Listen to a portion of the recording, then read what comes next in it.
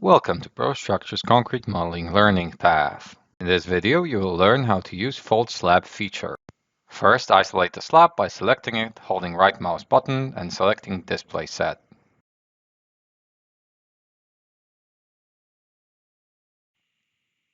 Now go to Home tab, Concrete Placement, and click on Add Slab feature.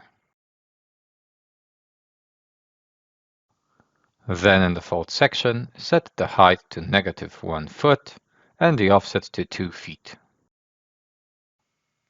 Now click on the Fold icon. First select the slab, then the outline, and the fold is complete. You have now learned how to add Fold Slab feature.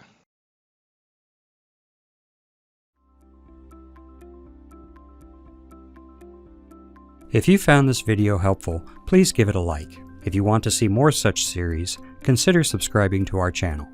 Thank you, and see you next time.